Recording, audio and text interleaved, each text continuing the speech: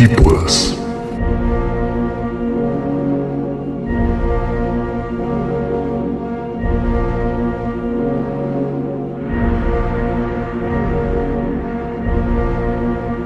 Programa de análisis político en Ofensiva Radio.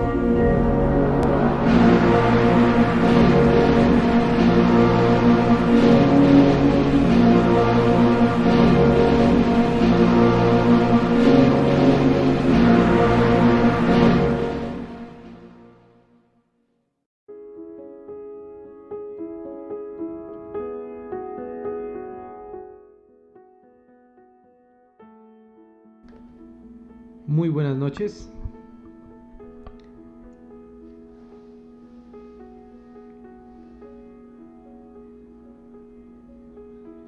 Bienvenidos a esta tercera emisión de su programa Antípodas, programa auspiciado y realizado por Aurora Colombia, en el que buscamos realizar no solo análisis político, sino también exponer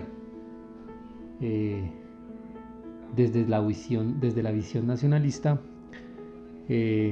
una serie de teorías, ideologías y demás planteamientos que pues obviamente vemos en nuestro contexto, llamémoslo real. El día de hoy hemos preparado un programa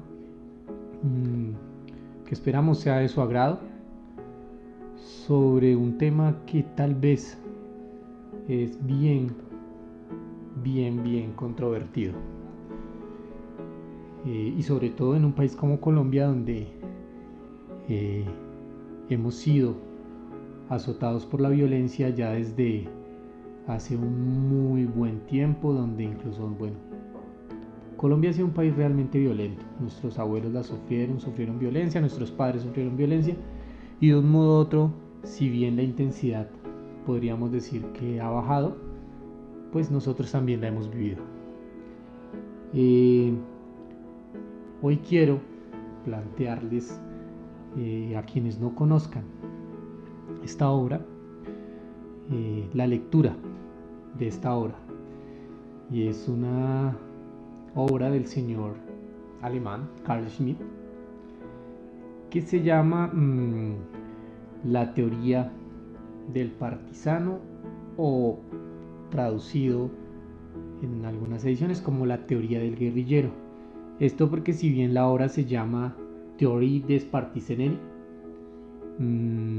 y su traducción digamos exacta debería ser teoría del partisano, en el contexto digamos hispano latinoamericano, partisano lo solemos relacionar mucho con la Segunda Guerra Mundial, y esta teoría no solo toca el partisano de la Segunda Guerra Mundial, sino toda la figura y teórica que podría desarrollarse bajo la guerra de guerrillas, básicamente. Entonces, una traducción de pronto que nos daría a entender más o menos lo que quiere reflejar Carl Schmitt es la palabra guerrillero, y es por eso que el tema se convierte en algo complejo para el contexto colombiano, donde bien tenemos digamos ya cierto recelo hacia esta palabra, debido obviamente a las guerrillas marxistas que han existido en el país y que lo han azotado de un modo u otro. Eso sí, yo quiero que entiendan que la palabra guerrillero no solo aplica para las milicias o los partisanos de izquierdas, o identificados incluso bajo el marxismo, sino aplica para cualquier tipo de milicia, sea esta de derecha, de izquierda, o incluso pues algunas sin tanto complemento ideológico. Y eso es lo que habla Carl Schmitt en su libro, Teoría del partisano o Teoría del guerrillero. Existe bajo estas dos traducciones. ¿Y por qué quiero partir de esta obra? Porque el personaje del que vamos a hablar el día de hoy es un personaje como tal, un partisano, un guerrillero, pero no marxista-leninista, sino exactamente lo podríamos encajar como neofascista o nacionalista revolucionario. Smith, bueno, el tema resulta sumamente interesante, además que el día de hoy los amigos de Vanguardia Nacional curiosamente realizaron una publicación que tiene que ver algo con este concepto de partisano. Es una publicación sobre dos personajes del conflicto armado colombiano desde espectros distintos, uno perteneciente a las Autodefensas Unidas de Colombia de corte, digámoslo, de extrema derecha, y el otro un militante del M-19 que podríamos encajarlo en la izquierda o tal vez para algunos extrema izquierda. Y por eso resultó llamativo, porque hay cierta coincidencia en el personaje del que vamos a hablar hoy. Smith, en su libro, dice como tal que los partisanos o que los guerrilleros tienen que darle legitimidad a su causa. En Colombia han habido guerrillas no solo marxistas-leninistas, y por eso quiero que amplíen el término, y por eso sería sumamente enriquecedor que de pronto realizaran una lectura de esta obra, que es, pues les repito, Teoría del guerrillero de Carl Schmitt. En ese orden de ideas entenderíamos, por ejemplo, que el paramilitarismo en Colombia también son guerrilleros, si bien incluso el mote paramilitar no les cabe a todos totalmente, porque paramilitar es básicamente como alguien cómplice del Estado que busca, mediante ciertas prácticas ilegales, pues tratar de básicamente actuar como de brazo armado de un Estado, por así decirlo. Pero hay otros que trascienden, tienen un complemento ideológico más profundo, como es el caso del personaje del que nos hablaban hoy, los señores de Vanguardia Nacional, que es Doble Cero, que es un paramilitar pero también es partisano, y el comandante Jaime Bateman, que si bien es de izquierda también es partisano. Entonces quiero que amplíen ese término y no nos quedemos simplemente en creer que un guerrillero es de izquierda o es marxista-leninista. Incluso hubo en la Segunda Guerra Mundial guerrillas abiertamente no, eran guerrillas nacionalsocialistas, como lo fueron aquellas reductos que perduraron en Alemania y que trataron de atacar a los aliados mediante una serie de tácticas guerrilleras y demás. Entonces, obviamente hago la advertencia que el programa del día de hoy no pretende hacer una apología al terrorismo, ni a acciones armadas, ni nada que se le parezca. Es un programa simplemente que pretende exponer desde un punto de vista crítico, analítico y obviamente histórico un personaje que consideramos que debe ser estudiado. Obviamente Aurora Colombia, Antípodas y Ofensiva Radio se desligan de cualquier apología al terrorismo y simplemente replicamos a este personaje por su importancia para la historia y obviamente para tomarlo como una lección aprendida dentro del ámbito nacionalista. Sin más rodeos, el personaje del que vamos a hablar, tal vez algunos lo habrán escuchado, es el señor Vincenzo Vincingherra. Este señor es italiano, como su nombre lo indica prácticamente. Actualmente se encuentra preso. Entonces, a partir de ahí vamos a desarrollar el programa del día de hoy. Vincenzo Vincingherra nació el 3 de enero de 1949 y así, bueno, por el establishment, por el sistema, por cualquier enciclopedia, la referencia a que se le da es que es un terrorista. Y obviamente está pagando su sentencia por sus actos terroristas. Él, un día 31 de mayo de 1972, escoge un lugar con sus camaradas de lucha, que es conocido como Peteano.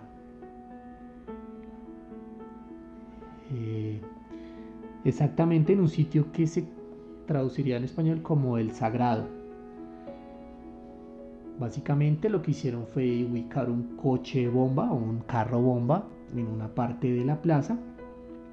Atrayeron a unos agentes de policía y cuando los policías iban a abrir el vehículo lo hicieron estallar. Mueren allí los policías Antonio Ferraro, Donato Poveromo y Franco Don Giovanni. También quedaron heridos dos agentes, el señor Angelo Tagliari y Giuseppe Sassaro. Este atentado, digamos que en intensidad no fue tan fuerte como pudo haber sido otros atentados, pero fue el punto en el que se comenzó a desenvolver una famosa operación en Europa que conocemos como la Operación Gladio. La Operación Gladio, o simplemente Gladio como tal, fue una especie de organización secreta terrorista que como objetivo tenía a toda costa impedir que el comunismo se tomara Europa.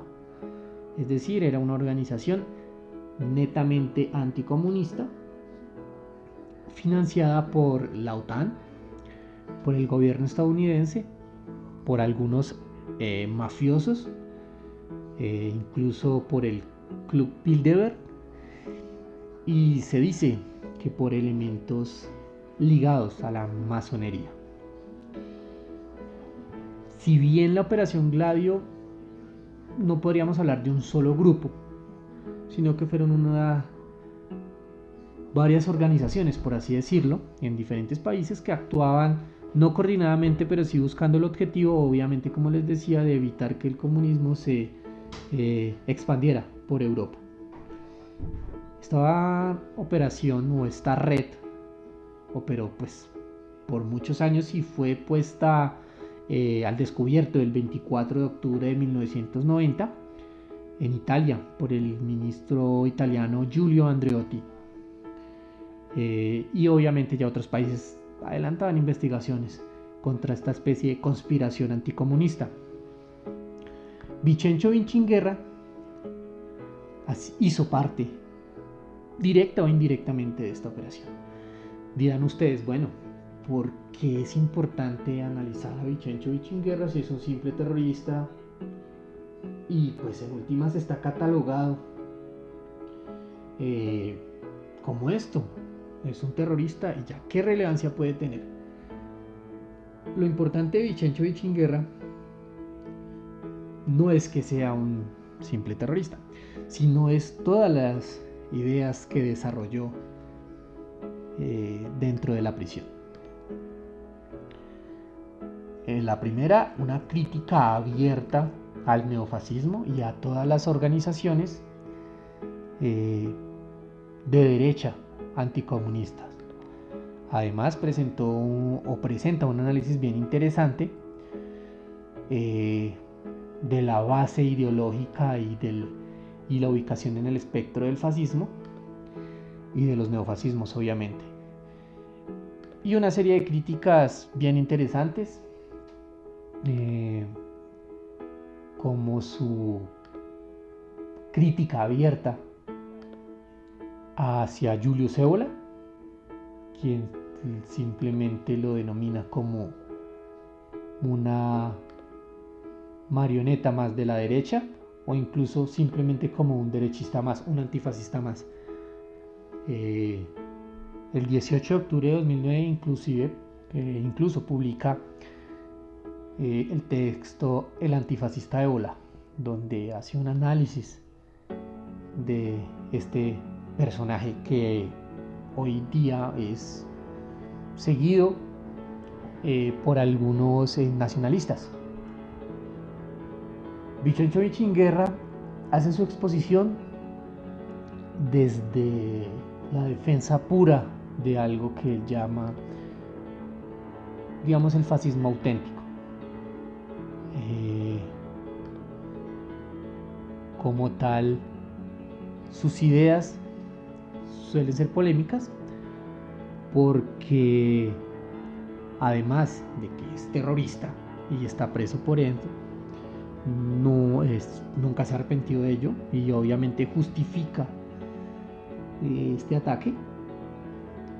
Y bueno, además se volvió escritor en la cárcel y pues tiene 4 obras bien interesantes. La primera, publicada en 1989, traduciría algo como Cadena Perpetua por la Libertad, Hacia la verdad sobre la estrategia de la atención. Otra obra publicada en 1993 que se llama La estrategia de la desviación o de la estrategia del desvío. Uno de los libros más interesantes, Adiós camaradas, historia de un engaño en 50 años de hegemonía estadounidense en Italia, publicado en el año 2000. Y su última obra, de 2014, Estado de emergencia, que es una colección de escritos de Vichencho. Bueno, esta es la pequeña introducción sobre este polémico personaje. Espero que el programa sea de su agrado, que estén conectados y obviamente vamos a interactuar un poco durante el desarrollo de esto. Mientras tanto, los dejo con un tema de nuestro amigo brasileño encarnado en este proyecto que se llama Leve Senses y el tema de Everyday.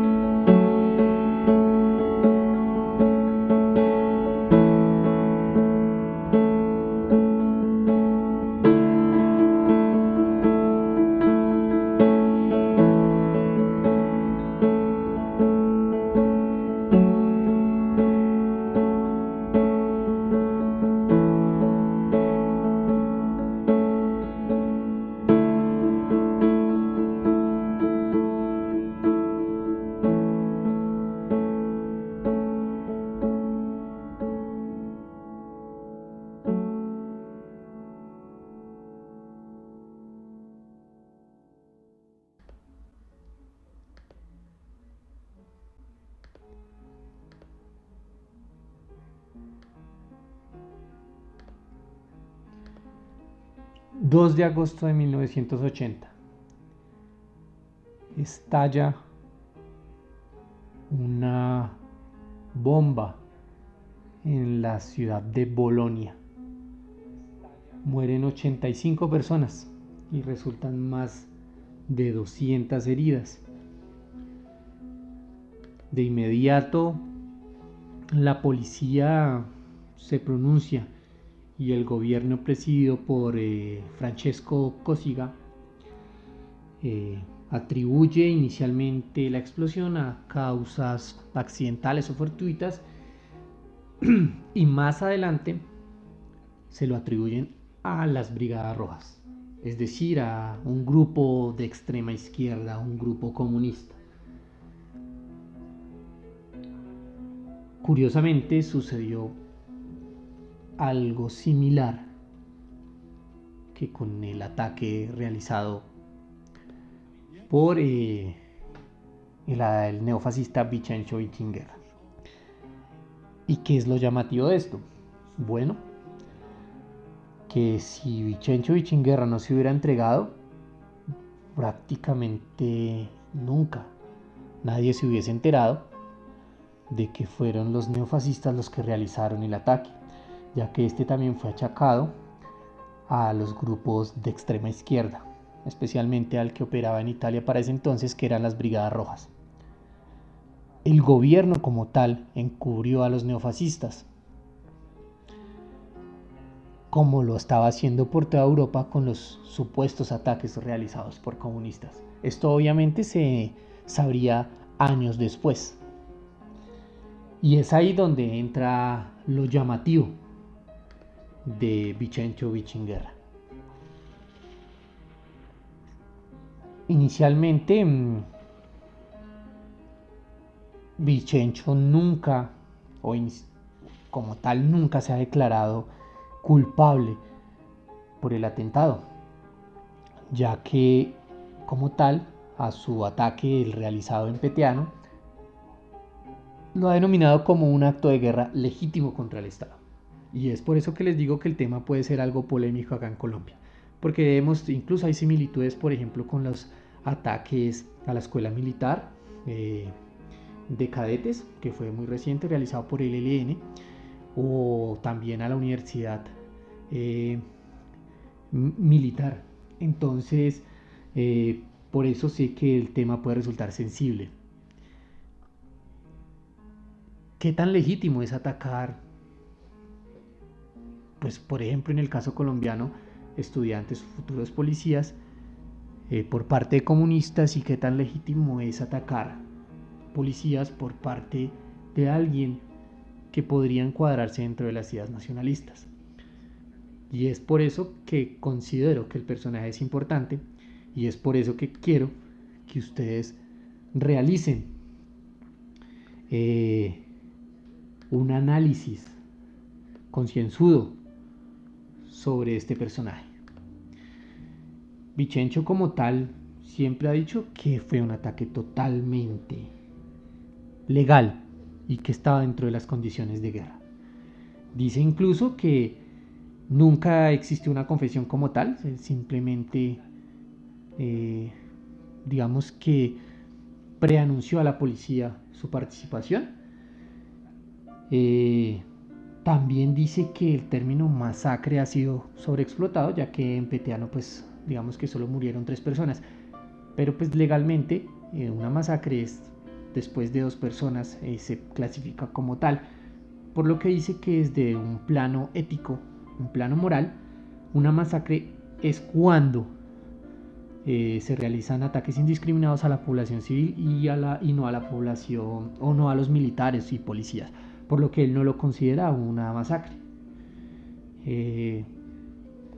Es decir, esto fue un ataque contra el Estado y no puede ser colocado al mismo nivel que otros ataques que se realizaron en Italia, como el ataque a la Plaza Fontana, el de Brescia, el de Bolonia que les hablaba, o el de Italicus. Como tal, Vincenzo Vicinguerra dice que él estaba en guerra contra el Estado y que por eso realizó dicha acción contra él, A esto obviamente siempre se le ha increpado que los carabineros no sabían que estaban en guerra.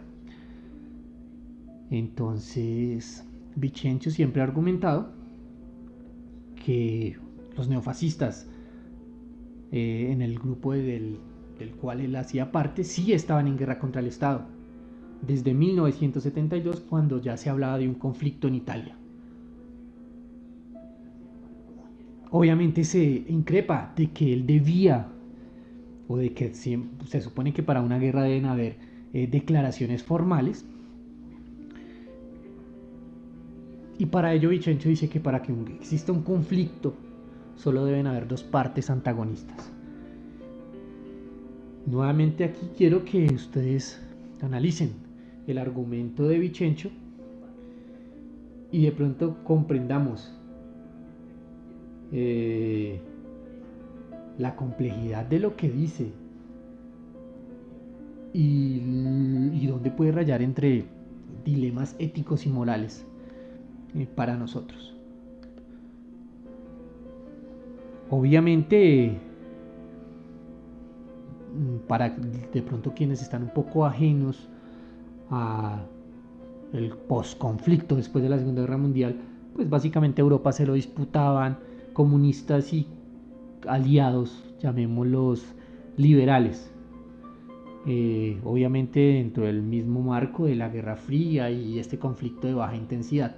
Vicencio pertenecía a un grupo, perteneció a dos grupos, inicialmente a Ordine Nuovo y a Vanguardia Nacional.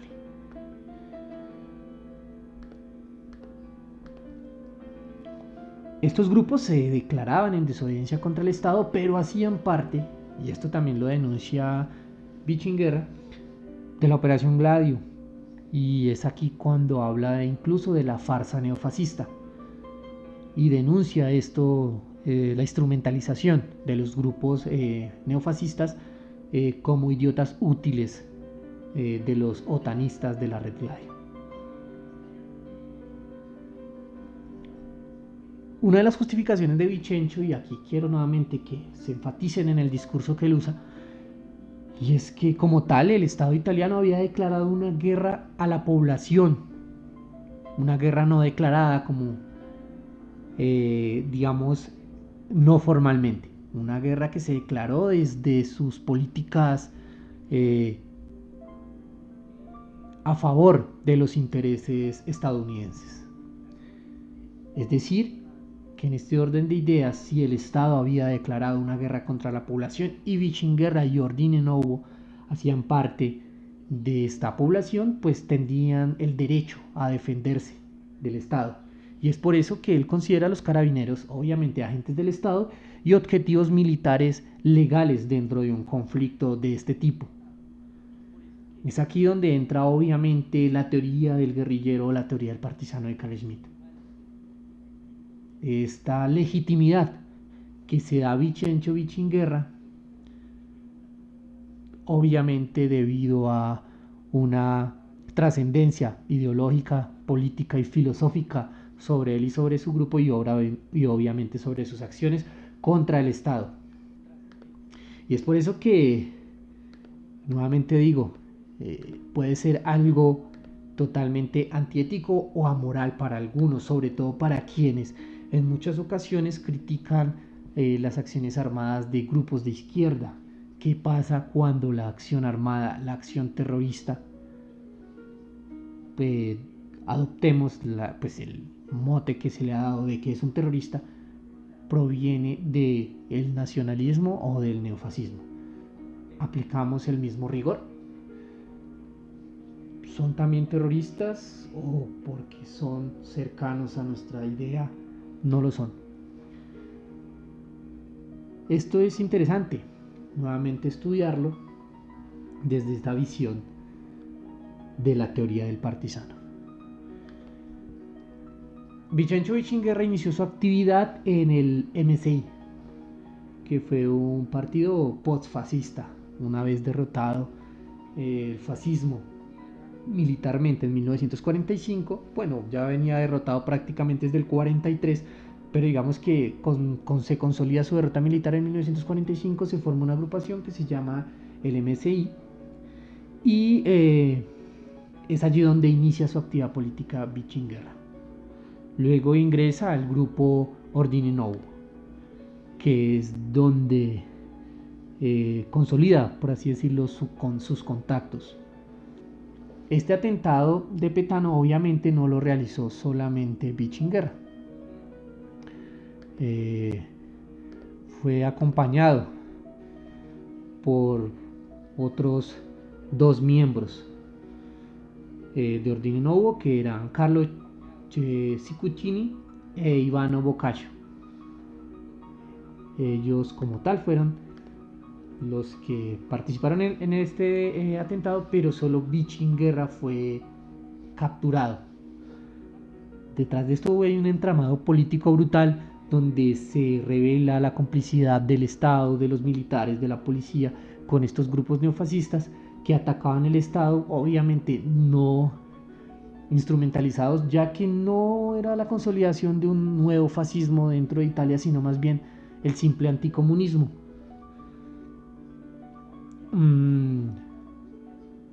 Ordine Novo como tal siempre fue increpado a que no quería convertirse en un partido, sino básicamente en un grupo armado.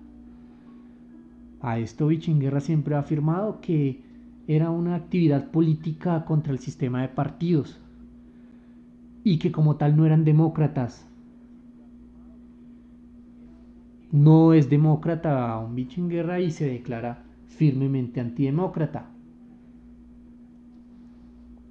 Como tal, Vichinguerra, y es otro de sus puntos interesantes, se declara incrédulo ante la existencia de una verdadera democracia. Dice que no existe realmente un régimen democrático, sino que nos encontramos bajo un régimen autocrático dirigido por unas élites que gobiernan al mundo obviamente bajo una cortina democrática.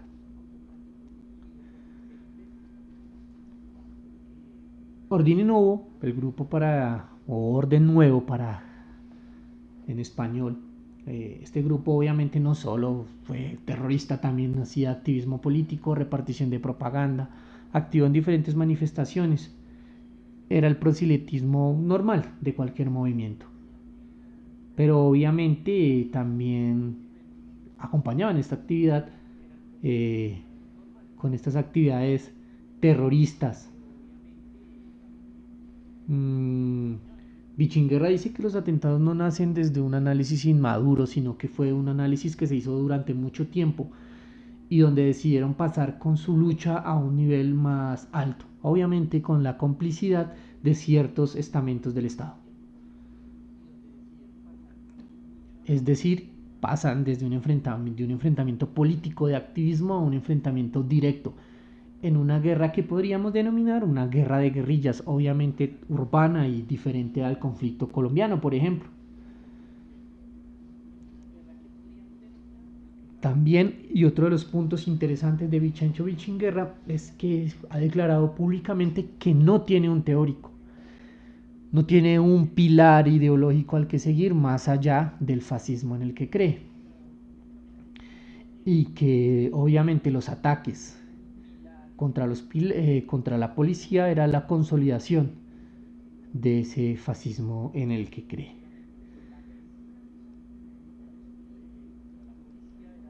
Uno de los puntos interesantes, nuevamente de estos planteamientos de este personaje, es que dice que la guerra clásica ya no existe, que ahora es una especie de guerra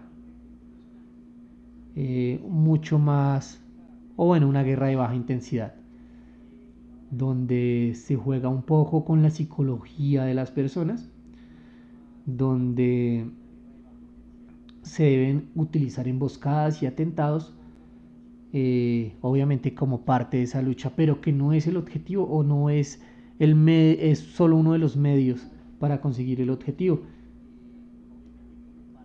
Obviamente renuncia a esa guerra clásica, esa guerra de Estado Mayor, de Estado contra Estado, sino una guerra que, digamos, estamos acostumbrados en Colombia, que es esta guerra asimétrica guerra de guerrillas que vemos tanto. Obviamente, uno de los puntos en que más se le controvierte es que estos policías asesinados en el atentado que realizó eran jóvenes, eran muchachos muy muy jóvenes, y que por ende tal vez no merecían morir. Siempre Vichencho Vichinguerra ha afirmado que la guerra es contra cualquier agente del Estado. Dejamos hasta aquí esta parte y vamos a escuchar algo de música colombiana y proseguimos con esta profundización, por así decirlo, y análisis de el muy controvertido neofascista Vichencho.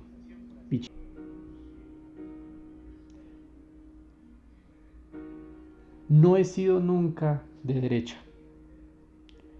El término derecha ha evocado siempre en mí la imagen de un mundo mezquino, entretejido de hipocresía, de bonomía aparente y formal, de moral elástica, de retórica pomposa y vacía, de un mundo de tenderos, profesores, parlamentarios, abogados y peluqueros. El fascismo en el cual he creído es el antiestatalista del 23 de marzo de 1919, el marginado durante el Ventenio, el que resurgió en la breve y sangrienta etapa de la República Social Italiana, aquel físicamente aniquilado, políticamente borrado e ideológicamente traicionado en 1945. No he creído jamás en la oposición entre Estado y régimen sostenida desde la derecha misma y desde los nazis tipo Rauti, porque una diarquía no ha existido en toda la historia unitaria italiana, más que durante el Ventenio, y se cerró con la liquidación del régimen fascista por parte del Estado monárquico Manu Militari. No he creído jamás en dicha oposición porque desde la posguerra Estado y régimen se identificaban y se sostenían recíprocamente. No me lo he creído jamás, en definitiva porque la Biblia de los nazis tipo Rauti, Los hombres y las ruinas de Ébola, en la cual se sostiene que es preciso defender al Estado, aunque sea un Estado vacío como este, no fue más que una obra instrumental que servía para justificar el reingreso de muchos oficiales que se habían unido a la RCI y que en 1952 volvieron a formar parte de las Fuerzas Armadas, jurando fidelidad sobre su honor al Estado republicano, democrático y antifascista, tal como anteriormente habían jurado fidelidad siempre sobre su honor al Estado monárquico y al Estado fascista republicano. No he tenido jamás simpatía por las fuerzas del orden, encargadas de la defensa de un orden que rechazaba tanto entonces como ahora. No es imaginable la hipótesis de haber llegado a tomar la decisión de cometer un atentado como el de Peteano, sin haber roto previamente con los ídolos de la adolescencia, la patria y los camaradas. Llegaría gradualmente a esa decisión, paso a paso, al final de un camino que duraba ya 5 o 6 años, una lenta marcha de aproximación a la realidad de una guerra que no se podía continuar combatiendo con los métodos hasta entonces empleados. Por consiguiente, un acto de guerra que había que realizar de forma despiadada y adoptando los métodos de los que se han jactado siempre los dirigentes políticos y militares, los métodos de la resistencia, de las emboscadas, de las bombas en los cubos de basura y en los restaurantes. Yo, sin embargo, no causé víctimas civiles. El anterior es un texto que se titula No he sido nunca de derecha, de Vichencho Vichinguerra, donde expone una parte de su ideario. Y es esto, que nunca ha creído en la derecha, en la derecha que pretende pintarse de nacionalista. Y como pueden ver, hay un punto en donde nombra a Julius Evola. El 18 de octubre de 2009, en la cárcel de Ópera, Vichencho Vichinguerra escribe su texto El antifascista Ébola. En este nos dice que, textualmente, Durante el veintenio fascista, Ébola no representó un punto de referencia cultural y político, fue uno de tantos que pasó su existencia de estudioso sin menoscabo ni alabanzas. Ébola no se adhirió a la República Social Italiana, la aventura del último fascismo, el más auténtico y sincero. Ébola no lo compartió, prefiriendo dejar a otros la afirmación de ese espíritu legionario del que tanto gustaría hablar en años posteriores. A su regreso a Italia en el 48, Ébola se encuentra de repente a sus anchas en el ambiente del movimiento social italiano, el MSI, al punto de que en 1949 comience a escribir para el Meridiano de Italia, dirigido por Franco Maria Cervello, que ya en 1945 escribía en periódicos antifascistas contra el fascismo. Por lo demás, el fundador de Meridiano de Italia había sido encarcelado por los fascistas republicanos y tantos méritos había hecho Franco de Asagio que ya en el mes de agosto del 45 en Milán, mientras las ametralladoras de los partisanos antifascistas y los fusiles de los pelotones de ejecución del Estado continuaban matando fascistas a mansalva, obtuvo de las autoridades aliadas de ocupación el permiso para publicar su periódico. Arrestado por exceso de celo e insolvencia cultural de los funcionarios del Departamento Político de la Policía de Roma, en el mes de abril de 1951 al considerarle ideólogo del grupo Imperium, que cometía atentados con explosivos firmados como Legión Negra. Julius Ébola confiará su defensa al abogado antifascista y abiertamente antifascista Francesco Carnelutti y se jactará ante los jueces de ser un no fascista, no queriendo todavía presentarse, cortesía suya, como antifascista ni como víctima del fascismo. Pero enseguida se desmiente afirmando posterior que él defiende ideas fascistas, no en tanto son fascistas, sino en la medida que retoman una tradición superior y anterior al fascismo, en cuanto pertenecen al legado de la concepción jerárquica, aristocrática y tradicional del Estado, concepción poseedora de un carácter universal y que se habría mantenido hasta la Revolución Francesa. En otras palabras, y acá nos dice Vicencio Vichinguerra, Ébola deja claro que él, por amor de Dios, no tiene ideas fascistas, defiende ideas preexistentes al fascismo y no es culpa suya si éste las ha reactualizado. Y para ser claro hasta el final, especifica que en realidad las posiciones que ha defendido y que defiende como hombre independiente no son las denominadas fascistas, sino las tradicionales y contrarrevolucionarias. En resumen, mediante un lenguaje ambiguo pero igualmente comprensible, Julius Ébola se proclama no fascista, afascista, antifascista, decimos nosotros.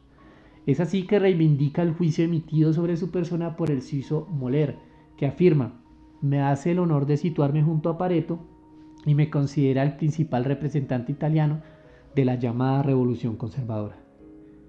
Y acá aclara Vicencio Vichinguerra: el fascismo fue de todo menos una revolución conservadora. El fascismo no ha considerado jamás a la Revolución Francesa, tan odiada por Ébola, como un hecho negativo, sino que la considera como un hito significativo para la afirmación de un mundo nuevo, así como la Revolución Bolchevique contraponía a la victoriosa burguesía nacida en la Revolución del 89, el proletariado deseoso no solamente ya de igualdad, sino decidido a la conquista de la supremacía. Es decir, en este punto Vicencio Vichinguerra dice que el fascismo en últimas era una especie de síntesis de las dos revoluciones, tanto la burguesa como la proletaria. El fascismo, que no condenaba las dos revoluciones precedentes, se colocaba de hecho a sí mismo como la tercera y definitiva revolución, aquella que poseía la capacidad de forjar la síntesis entre las clases sociales para crear un mundo nuevo en el cual el capital y trabajo tuvieran igual dignidad y ninguna clase pudiera prevalecer sobre otra. Ideas que, ciertamente, un conservador burgués como Julius Ébola no podía aceptar ni compartir. De hecho, Ébola subraya el hecho de haber atacado repetidamente la teoría de la socialización, que como se sabe fue santo y seña del fascismo de Saló, es decir, de la República Social Italiana, al cual no me adherí en cuanto doctrina en la socialización. En cuanto doctrina, Ébola decía que en la socialización ve un marxismo encubierto, de tendencia demagógica. Toda una afirmación del antifascismo actual. Así pues, Ébola desarrolla dentro del MSI una acción de derechas al punto de lograr la marginación de los elementos de izquierda que todavía en los primeros años 50 estaban presentes en el partido. No es una hipótesis, lo dice el propio Ébola. La verdadera acción que yo pretendía ejercer sobre los jóvenes del grupo Imperium y las otras corrientes juveniles era en sentido de una contraposición a las tendencias materialistas y de izquierda presentes dentro del MSI. Por lo tanto, Ébola se sitúa en los incautos jóvenes misinos de la época como el aristócrata que condena la revolución burguesa de 1789, la proletaria de 1848 y, en fin, la fascista de 1919, proclamando su fidelidad al mundo anterior a ellas, condenando la violencia procedente de abajo, de las masas, de las muchedumbres, de pueblos cuyos jefes no tenían en las venas sangres de príncipes y emperadores, sino de obreros, campesinos y artesanos. Un mundo fantástico el de Julius Evola, donde son los señores los que dirigen a sus siervos por voluntad y gracia de un Dios que no se sabe muy bien quién es. Sobre el plano político, que es el que nos interesa, la acción de Julius Evola incide de forma determinante en la formación de eso que todavía hoy se define impropiamente como neofascismo. Si el maestro despreciaba el fascismo en cuanto a doctrina, admirando en él solamente la capacidad de haber despertado en muchos italianos la voluntad y el potencial para combatir en el bando destinado a la derrota, sus alumnos no podían ser sino peores que él. Fieles al Estado como fuente de autoridad, los Rauti y compañía terminarían todo, con poquísima excepción, convirtiéndose en confidentes de los servicios de seguridad y policiales con objeto de combatir la subversión roja.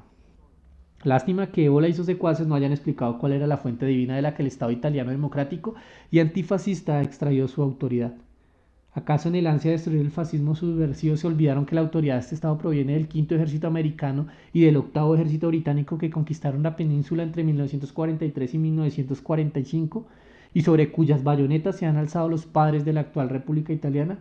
Habría que deducir que el poder del Estado actual deriva para Ébola y sus alumnos de fuerzas divinas de las alturas donde efectivamente volaban los B-29 americanos y los Lancaster británicos que bombardeaban Italia. Esta crítica es bien interesante, es un poco más larga de lo que les leí, y obviamente es una crítica de Vicencio Vichinguerra hacia la figura de Julius Evola. Es por eso que se me hace un punto bastante interesante para estudiar y para tratar, sobre todo en épocas en donde Évola aún es admirado por muchos nacionalistas. Vicencio Vichinguerra ha denunciado desde su apresamiento, no buscando beneficios, porque nunca ha buscado beneficios, ya que nunca se ha arrepentido del delito cometido contra los carabineros, sino como una denuncia constante hacia esa derechización del fascismo y de lo que posteriormente se llamó neofascismo. Vamos con un poco de música y seguimos con este pequeño análisis de Vicencio Vichinguerra, el controvertido Vicencio Vichinguerra.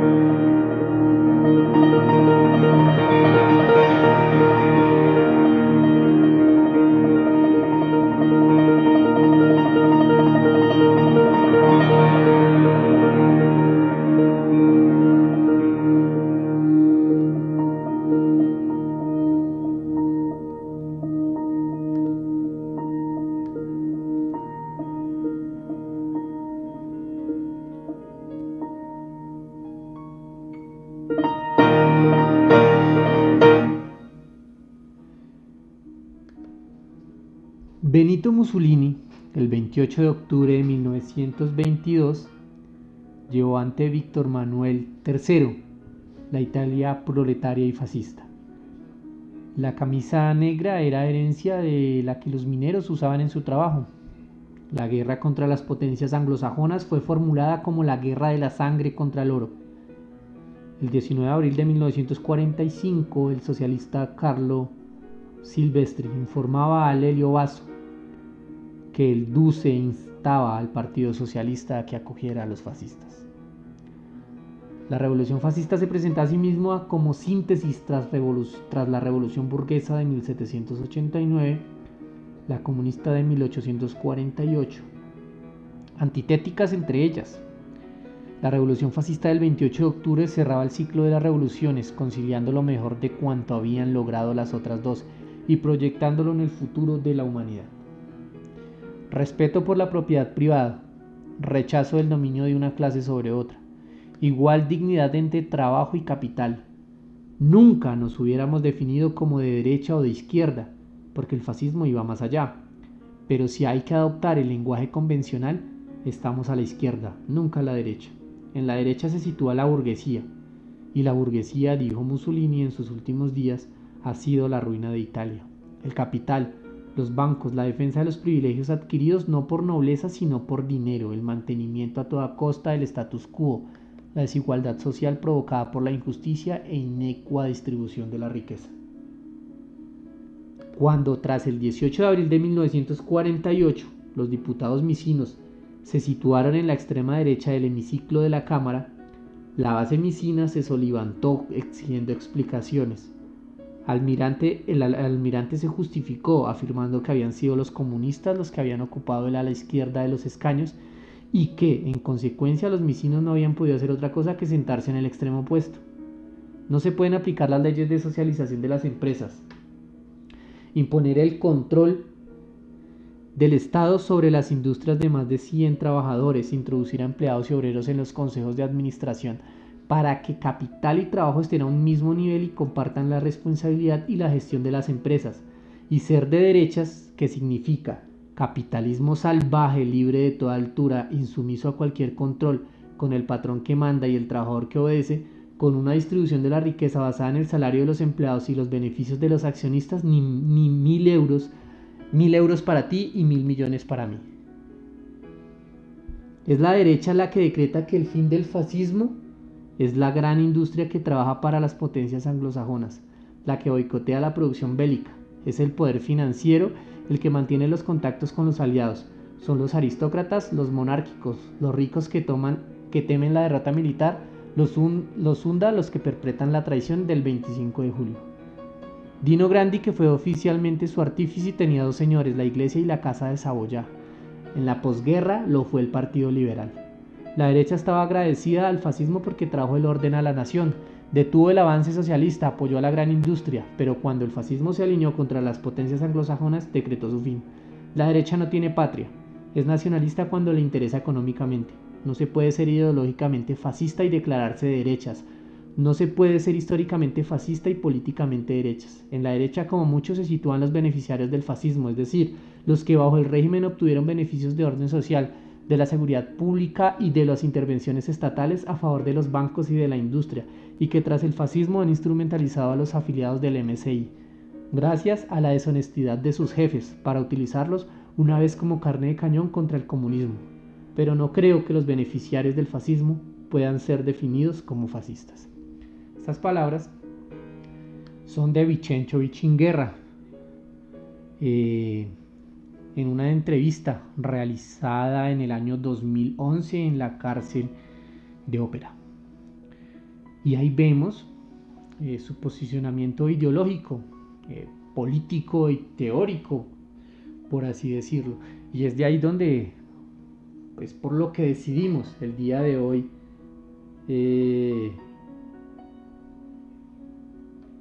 tratar las ideas de este personaje, que puede resultar, como les digo, polémico, pero que de forma muy concienzuda, abierta y desde su propia visión realiza su propia interpretación de lo que para él es el fascismo. Como pueden ver, se declara como acérrimo enemigo de la derecha. Se declara como, obviamente, enemigo del Estado y de todas sus instituciones, que considera corruptas, y además se declara enemigo de todos esos que se beneficiaron del fascismo, pero que obviamente a la menor oportunidad traicionaron a la República Fascista y prácticamente dieron la espalda a Mussolini, que finalizó obviamente, como todos saben, con su prácticamente lapidación con otros muchos miembros del partido fascista y de todo el estamento y de la alta jerarquía fascista. Es por eso que Vicenzo Vichinguerra es controvertido, es llamativo. Es un personaje que puede ser para muchos amoral, que para muchos es un terrorista, pero que fervientemente lucha por sus ideas. Obviamente hay que analizarlo y llevar al contexto actual este tipo de luchas. En Colombia fuimos afectados por el terrorismo y obviamente para muchos esto puede ser bien controvertido, sobre todo adoptar tal vez o creer siquiera que las ideas de Vicenzo Vichinguerra pueden ser útiles dentro de un contexto nacionalista. Para muchos será un personaje negativo, para otros tiene grandes elementos que pueden resultar útiles para la interpretación del fascismo y para realizar críticas dentro del propio fascismo. Es como la crítica a Ébola, que es fundamentada bajo la experiencia de alguien que fue cercano al propio Julius y a su complicidad con la Red Gladio. De Vicenzo Vichinguerra hay mucho material, mucho más por analizar, pero queremos dejarlo hasta ahí. El resto de análisis queda para ustedes. Como les digo, es un personaje que puede resultar complejo de analizar, pero que sin duda tiene muchas cosas rescatables. Aclaramos nuevamente que el programa del día de hoy no se hacía con la intención de hacer apología al terrorismo o a cualquier manifestación violenta o ilegales o manifestaciones ilegales contra ciertos estamentos, sino de exponer la vida de un terrorista fascista que para muchos tal vez es desconocido. Recuerden que este programa se transmite cada 8 días a través de Ofensiva Radio. Ofensiva Radio puede ser sintonizada a través de la app Radio Garden, disponible para iOS y Android. También la pueden sintonizar a través de su sitio web, que es constantemente compartido en las redes sociales de esta emisora. ofensivaradio.webradiosite.com. Mi nombre es Juan Pablo Gómez, miembro de Aurora Colombia. Un gran saludo para todos los militantes de Aurora Colombia a nivel nacional. Continúen conectados con la emisora. Ahorita enseguida viene Mauricio a amenizar un poco la noche con algo de música, entonces porfa, para que estén ahí sintonizados.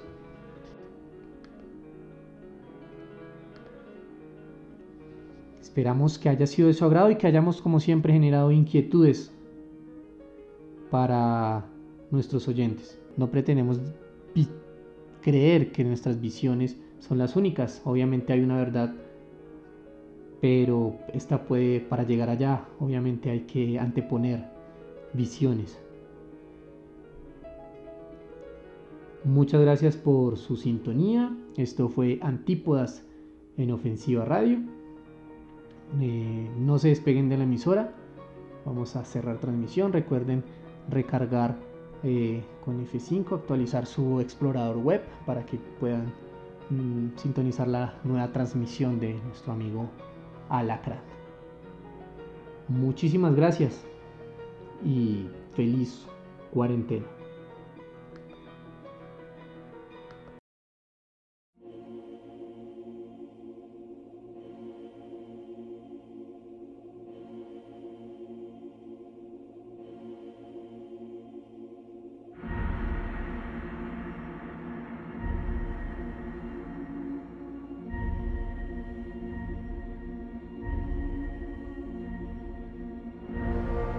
Antípodas.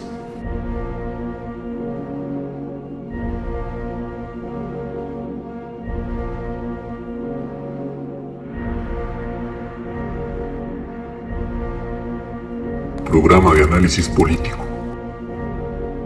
en Ofensiva Radio.